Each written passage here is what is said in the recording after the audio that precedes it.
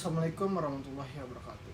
Perkenalkan, nama saya Maher Romi. Di sini saya akan menjelaskan pengertian dari HAM. HAM adalah singkatan dari Hak Asasi Manusia. Hak asasi manusia adalah hak-hak yang melekat pada setiap individu, hanya karena mereka manusia, tanpa memandang ras, agama, jenis kelamin, kebangsaan, atau status sosial.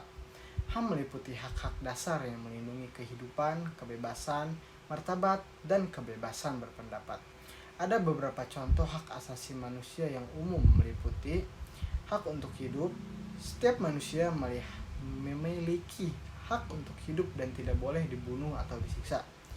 Hak untuk hidup adalah hak asasi manusia yang paling fundamental dan penting. Hak ini diakui oleh banyak negara dan organisasi internasional sebagai hak yang tidak dapat dicabut dan harus dilindungi. Hak untuk hidup mencakup hak untuk tidak dibunuh, hak untuk mendapatkan akses ke makanan, air bersih, perawatan kesehatan, dan lingkungan yang sehat. Hak untuk hidup juga mencakup hak untuk tidak disiksa atau diperlakukan secara tidak manusiawi atau merendahkan martabat manusia. Hak ini dijamin oleh banyak instrumen hak asasi manusia, termasuk Deklarasi Universal Hak Asasi Manusia, yaitu PBB, dan Konvensi Internasional tentang Hak Sipil dan Politik. Yang kedua ada hak kebebasan berpendapat. Setiap manusia memiliki hak untuk menyatakan pendapat dan mengemukakan pikiran mereka tanpa takut akan penindasan atau hukuman. Kebebasan berpendapat adalah hak asasi manusia yang mendasar, yang mencakup hak untuk memiliki, menyatakan, dan menyebarkan pendapat tanpa adanya campur tangan atau hambatan dari pihak pemerintah atau otoritas lainnya. Hak ini diakui secara luas sebagai salah satu pilar demokrasi dan masyarakat yang bebas. Kebebasan berpendapat yang meliputi hak untuk mencari, menerima, dan menyebarkan informasi dan ide melalui berbagai media, baik secara lisan, tulisan, atau melalui seni. Kebebasan berpendapat dijamin oleh berbagai instrumen hak asasi manusia, termasuk Deklarasi Universal Hak Asasi Manusia, PBB, dan Konvensi Internasional tentang Hak Sipil dan Politik. Namun, kebebasan ini juga memiliki batasan yang sah, seperti larangan atas penyebaran kebencian, fitnah, atau ancaman kekerasan. Yang ketiga ada kebebasan beragama. Setiap manusia memiliki hak untuk memilih agama atau keyakinan mereka sendiri dan beribadah sesuai dengan keyakinan mereka. Hak kebebasan beragama adalah hak asasi manusia yang mendasar, yang memungkinkan individu untuk memilih, memeluk, dan mengamalkan agama atau kepercayaan mereka tanpa adanya diskriminasi atau paksaan. Hak ini diakui secara luas sebagai salah satu hak asasi manusia yang paling penting dan dijamin oleh berbagai instrumen hak asasi manusia, termasuk Deklarasi Universal Hak Asasi Manusia PBB dan Konvensi Internasional tentang Hak Sipil dan Politik. Pentingnya hak kebebasan beragama terletak dalam kemampuannya untuk menciptakan masyarakat yang inklusif, menghormati keragaman, dan memungkinkan individu untuk hidup sesuai dengan keyakinan dan nilai-nilai spiritual mereka. Hak ini juga mendukung perdamaian, toleransi, dan pemahaman antar agama dalam masyarakat. Yang keempat, hak kesetaraan. Setiap manusia memiliki hak untuk diperlakukan secara adil dan setara, tanpa diskriminasi berdasarkan ras, agama, jenis kelamin, atau faktor lainnya. Hak kesetaraan adalah hak asasi manusia yang mendasar, yang menjamin bahwa setiap orang memiliki hak yang sama, tanpa diskriminasi atau perlakuan yang tidak adil berdasarkan jenis kelamin, ras, agama, atau orientasi seksual. Hak ini diakui secara luas sebagai salah satu hak asasi manusia yang paling penting dan dijamin oleh berbagai instrumen hak asasi manusia, termasuk Deklarasi Universal Hak Asasi Manusia PBB dan Konvensi Internasional tentang penghapusan segala bentuk diskriminasi rasial. Yang kelima ada hak privasi. Setiap manusia memiliki hak untuk menjaga privasi pribadi mereka dan tidak boleh disusupi tanpa izin atau alasan yang sah. Hak privasi adalah hak asasi manusia yang mendasar yang melindungi dari campur tangan yang tidak sah dalam kehidupan pribadi, keluarga, rumah tangga, dan komunikasi pribadi mereka. Hak ini diakui secara luas sebagai salah satu hak asasi manusia yang paling penting dan dijamin oleh berbagai instrumen hak asasi manusia, termasuk Deklarasi Universal Hak Asasi Manusia PBB dan Konvensi Eropa tentang Hak Asasi Manusia. Hak asasi manusia adalah prinsip yang mendasar dan penting dalam menjaga martabat dan kebebasan setiap individu. Mereka diakui secara internasional dalam berbagai perjanjian dan deklarasi hak asasi manusia. Terima kasih. Assalamualaikum warahmatullahi wabarakatuh. Perkenalkan, saya Aprilia Handayani dengan NIM 221010201567 dari kelompok 1. Saya akan melanjutkan diskusi kelompok mengenai sejarah singkat hak asasi manusia. Sejarah singkat hak asasi manusia dimulai dari pemikiran seorang filsuf Inggris pada abad ke-17 bernama John Locke yang merumuskan adanya hak kodrati atau natural right yang melekat pada setiap manusia, seperti hak atas hidup, hak kebebasan, dan hak milik. Pada masa itu, hak masih terbatas pada bidang sipil atau pribadi dan bidang politik. Sejarah HAM juga ditandai dengan 3 peristiwa penting. Yang pertama, ada Magna Carta, merupakan piagam perjanjian antara Raja John dari Inggris dengan para bangsawan pada tahun 1215. Yang kedua, ada Revolusi Amerika, merupakan perang kemerdekaan rakyat Amerika Serikat saat melawan penjajahan Inggris yang terjadi pada tahun 1776. Dan yang ketiga, ada Revolusi Prancis, terjadi karena bentuk perlawanan rakyat Prancis kepada rajanya sendiri, yaitu Raja Louis ke-16, yang telah bertindak sewenang-wenang dan absolut. Pada 10 Desember 1948, Majelis Umum PBB mengadopsi Deklarasi Universal Hak Asasi Manusia atau yang disingkat dengan DUHAM, yang disusun untuk memasukkan prinsip-prinsip dasar tentang martabat manusia. Di Indonesia, perkembangan HAM mengalami kemajuan setelah era reformasi, dengan lahirnya berbagai regulasi terkait HAM seperti TAP MPR nomor 17 tahun 1998 tentang HAM dan Rencana Aksi Nasional HAM. Sebelum kemerdekaan, pemikiran HAM dapat dilihat dalam sejarah kemunculan organisasi seperti Pergerakan Nasional Budi Utomo, Sarekat Islam, dan lainnya. Baik, saya akan melanjutkan hasil diskusi kami dari kelompok 1, yaitu tujuan dari hak asasi manusia. Sebelumnya, perkenalkan, nama saya Anania Dawole. Langsung saja, apa sih itu tujuan dari hak asasi manusia? Tujuan dari hak asasi manusia adalah melindungi, menghormati martabat, kebebasan, dan hak-hak setiap individu. Ada beberapa tujuan utama dari hak asasi manusia.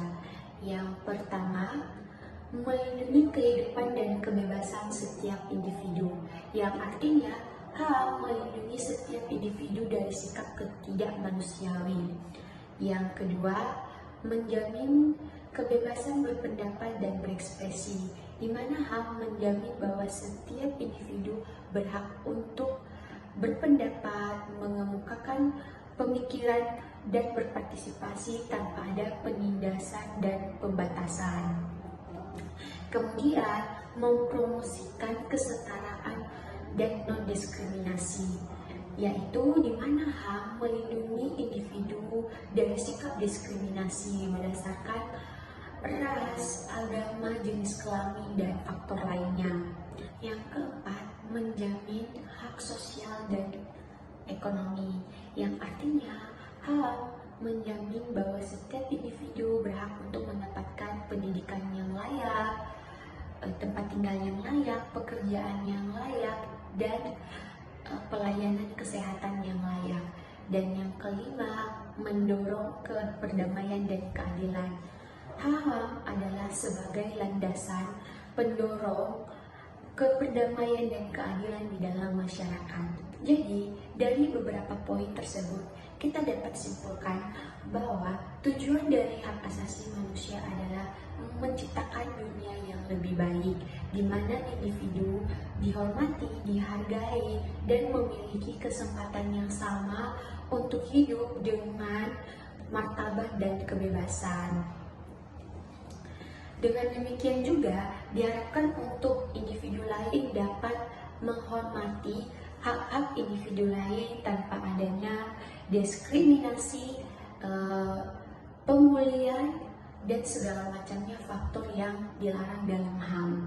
Untuk itu, marilah kita menanamkan jiwa HAM dalam diri kita supaya kita bisa menghargai individu lain. Terima kasih. Baik, bismillahirrahmanirrahim. Assalamualaikum warahmatullahi wabarakatuh. Perkenalkan, nama saya Ahmad Rizky Pratamasya, dari kelompok 1 kelas 03 ke-13. Di sini saya akan melanjutkan materi contoh kasus pelanggaran HAM. Jadi,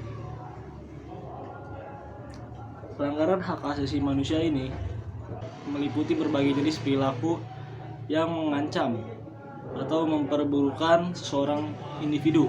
Salah satu contoh pelanggaran HAM adalah bullying. Di sini saya akan menyampaikan beberapa tindakan bullying, yaitu 1. Bullying secara verbal, termasuk perilaku seperti merusak nama baik, celaan, fitnah yang kejam, dan lainnya. 2. Bullying secara fisik, meliputi perilaku seperti memukul, mengejek, meninju, menendang orang lain, menggigit, mencakar, dan lain-lain. Lalu yang ketiga ada bullying secara relasional atau pengabaian. Bullying secara relasional ini untuk mengasingkan atau menolak seseorang teman atau bahkan merusak pertemanan.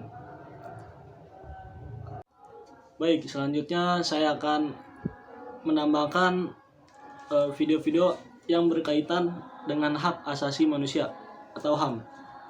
Dengan berita yang baru-baru ini dibicarakan oleh banyak orang. Lanjut video pertama. Kenapa sih pada nolak pengungsi Rohingya? Ini kita bicara soal kemanusiaan. Kasih pulau saja. Kata orang yang rebahan sambil ngetik tapi gak tahu kalau pengungsi Rohingya dapat bantuan dana 1,2 juta dan mereka masih tidak bersyukur. Bahkan lebih parahnya di Sidoarjo, sudah difasilitasi rumah malah dirusak dan bertindak semaunya. Warga setempat yang dirugikan, penyelundupnya yang diuntungkan bahkan sampai miliaran.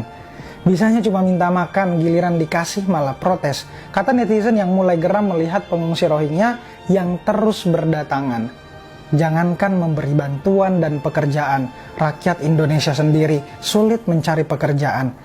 Ini malah jadi silong beban, tambah netizen lain.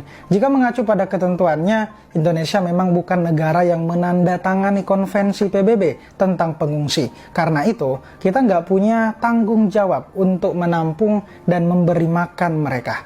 Toh, kita sendiri aja masih sering lapar. Tapi benarkah masyarakat kita setega itu? Ya, pengungsi Rohingya bukan nggak mau kembali ke negara asalnya. Toh di sana mereka tidak bisa hidup tenang. Tapi balik lagi, apakah negara dan warga kita siap menampung? Menurut kalian siap gak? Kalian tim mana? Menampung mereka atau dikembalikan ke negara asal? Meskipun di antara harta kita ada hak orang lain di dalamnya. Tapi kalau udah dikasih hati, kok masih minta jantung lagi? Dari video pertama yang kami ambil dari media sosial TikToknya Rian Fahardi yang membahas terkait pengungsi Rohingya, apakah ditolak atau diterima. Saya harap para penonton bisa menuliskan pendapatnya di kolom komentar di bawah. Tolong jelasin dong kenapa Pak Jokowi marah banget ke WTO waktu kita dilarang berhenti ekspor nikel. Ketika kita menjual barang mentah nikel, itu hanya menghasilkan $1 miliar. Ketika kita olah menjadi stainless steel tersebut menjadi $10 miliar pada tahun berikutnya. Bahkan tumbuh menjadi $20 miliar tahun berikutnya lagi. Ketika kita menjual barang mentah tersebut, nilai tambahnya hanya akan dinikmati oleh negara maju. WTO ini dibikin oleh negara maju. WTO bukan tidak suka dengan konsep ini. Di dalam rulingnya itu tidak membolehkan adanya restriksi dalam perdagangan. Ketika terjadi restriksi, maka mereka menganggap itu ada kesalahan. Buat kita, ini adalah harga mati. Ini adalah konsep kepentingan nasional. Pak Jokowi marah terhadap WTO, terus memperbudak Indonesia untuk Indonesia tetap mensuplai ornya kepada negara maju dan tetap memiskinkan Indonesia. Dan bangsa Indonesia harusnya menjadi murka. Hilirisasi ini adalah tiket kita untuk Indonesia keluar dari kemiskinan, kunci kita menjadi negara maju. Dan saya bagian daripada perlawanan tersebut. Saya 100% dari hati yang terdalam mengatakan bahwa ini waktu kita, ini tempat kita untuk menciptakan nilai tambah untuk kemakmuran Indonesia, dan 100% percaya bahwa Pak Jokowi melaksanakan yang benar, yang baik untuk Indonesia. Selanjutnya dari video kedua yang membahas terkait kenapa Pak Presiden Jokowi marah ke WTO waktu kita dilarang berhenti untuk ekspor nikel. Menurut pendapat saya pribadi, saya setuju dengan Pak Presiden Jokowi dan pendapat Pak Muhammad Lutfi yang ketika kita menjual barang mentah nikel tersebut, maka nilai tambahnya hanya akan dinikmati oleh negara-negara maju. Maka dari itu dalam hak asasi manusia secara internasional ini, negara kita, negara Indonesia mempunyai haknya untuk mengelola sumber daya alam demi kesejahteraan rakyatnya. Dan saya harap penonton bisa menuliskan pendapatnya terkait video tersebut di kolom komentar di bawah. Sekian, selanjutnya akan dilanjutkan oleh teman saya. Perkenalkan, nama saya Nindya Juliarani. Dalam video kali ini, saya ingin menjelaskan tentang dasar hukum hak asasi manusia terkait dengan kasus bullying. Menurut Pasal 1 Angka 6, Nomor 36 Tahun 1999 tentang Hak Asasi Manusia, bullying dikatakan sebagai pelanggaran hak asasi manusia karena telah melanggar hak pribadi, hak rasa aman, serta hak mengembangkan diri. Bahkan jika dihubungkan dengan Pancasila, yang dimana sebagai ideologi negara, bullying tidak sesuai dengan sila kedua, yaitu kemanusiaan yang adil dan beradab. Lalu apa dampak negatifnya? Dampak negatif dari bullying sendiri bukan hanya sekedar merusak mental seseorang, tetapi perilaku ini sudah sangat tidak manusiawi lagi. Walaupun bullying bukan termasuk pelanggaran berat dalam hak asasi manusia, namun yang diperoleh dari tindakan pelaku bullying terhadap korban sangat melewati haknya sebagai selayaknya kodrat manusia. Sekian dari banyaknya kasus bullying di Indonesia, tentu kita semua bertanya-tanya, akankah para korban dari pelaku bullying dapat dilindungi dengan hak yang seharusnya mereka punya? Atau adakah jaminan ketika hak seseorang dirampas paksa oleh orang lain yang kurangnya edukasi maupun kesadaran hukum atas perilakunya sendiri? Indonesia adalah negara hukum, tertera dalam Pasal 1 Ayat 3 Undang-Undang Dasar 1945, dalam artian mayoritas seluruh tindakan didasarkan atas dan diatur oleh hukum. Inilah negara hukum pada umumnya, tidak hanya menjadi acuan isi dan tujuan daripada negara, tetapi juga harus mempersoalkan cara untuk mewujudkannya. Berkaitan dengan adanya tindak pencegahan kasus bullying ini, dapat menghubungkan dengan adanya penanggung jawab yang dijelaskan dalam Pasal 8 Undang-Undang Nomor 39 Tahun 1999 tentang Hak Asasi Manusia, yang membuat bahwa perlindungan, pemajuan, penegakan, dan pemenuhan hak asasi manusia ialah pemerintah. Dalam kasus ini, pemerintah bisa turut berkontribusi akan masalah yang menimbulkan seseorang mengalami kecemasan, trauma, dan hilangnya kepercayaan diri. Namun di sampingnya, peran pemerintahan yang sangat berpengaruh terhadap kasus bullying adalah peran orang tua, guru di dalam dunia pendidikan, maupun ikut sertanya peran masyarakat yang ada pada saat itu menjadi salah satu orang yang ada di lokasi perundungan. Salah satu upaya pemerintah dalam memberikan perlindungan korban bullying adalah tertuang dalam Undang-Undang Nomor 35 Tahun 2014 yang berbunyi bahwa Negara Kesatuan Republik Indonesia menjamin kesejahteraan tiap warga negaranya, termasuk perlindungan terhadap haknya, yaitu hak asasi manusia.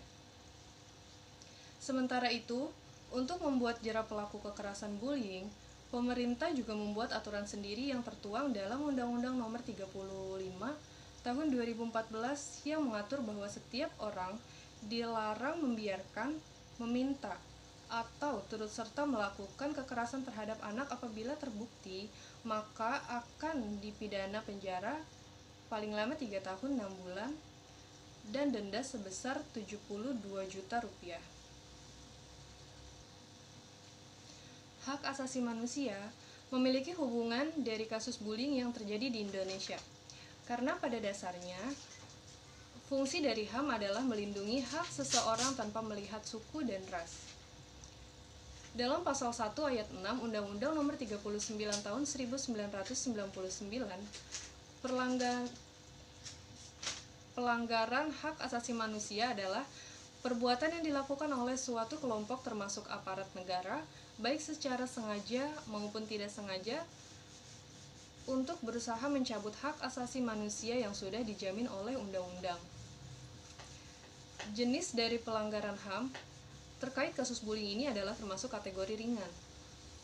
Maka dari itu, karena mengancam keselamatan nyawa dan psikis korban, sehingga perlu adanya pencegahan untuk melindungi korban dan menjerat pelaku bullying. Dalam upaya untuk melindungi korban, dalam pasal 66 Undang-Undang Nomor 39 Tahun 1999 tentang hak asasi manusia menjelaskan bahwa setiap anak berhak bebas dari sasaran penganiayaan, penyiksaan, atau penjatuhan hukuman yang tidak manusiawi. Sekian dari saya, terima kasih.